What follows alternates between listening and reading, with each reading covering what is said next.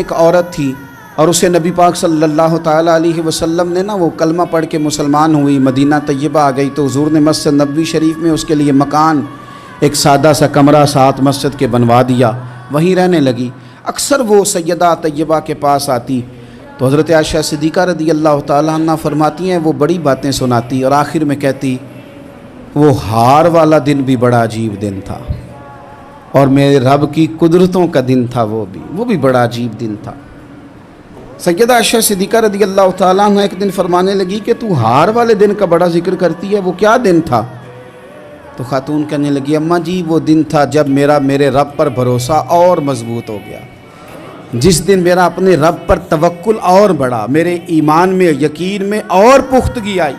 کہنے لگی میں ایک گھر کی کنیز تھی، نوکرانی تھی، اس گھر میں ایک بچی تھی جس کے پاس سونے چاندی ہیرے جواہرات کا ہار تھا، وہ بچی پہنتی تھی، تو کہتی ہیں وہ بچی کے اس نے اتار کے رکھا یا اس سے گرا وہ ہار، تو چیل اسے اٹھا کے لے گئی گوشت سمجھ کے اور میرے سامنے اٹھا کے لے گئی۔ گھر والوں نے مجھ سے پوچھا، یہ بخاری میں موجود ہے،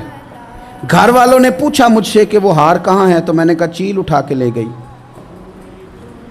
گھر میں کچھ چوری ہو جائے تو سب سے پہلا الزام کس پہ لگتا ہے؟ ملازمین پہ۔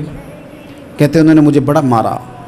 بڑی تکلیف تھی، حتیٰ کہ میری شرمگاہ تک کی تلاشی لی، میری عزت اتنی خراب کی میں بتا نہیں سکتی۔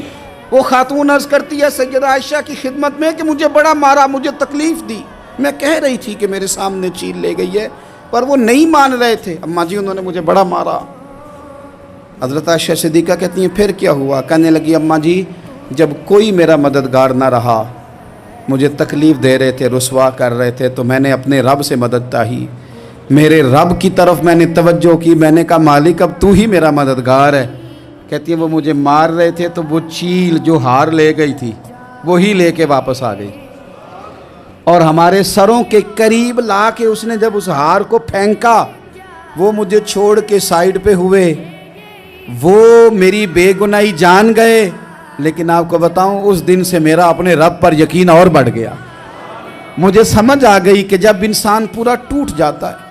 اور جب کوئی چاروں جانب اس کا مددگار نہیں ہوتا تو رب تو ہوتا ہے نا، اللہ تو اس کا مددگار ہوتا ہے نا، وہ تو پھر اپنے اس بندے کی مدد کرتا ہے نا، پھر وہ تو توانائی دیتا ہے نا، وہ تنہا نہیں چھوڑتا، وہ تو آنسوؤں والوں کے آنسوؤں پہ بڑا کرم فرماتا ہے۔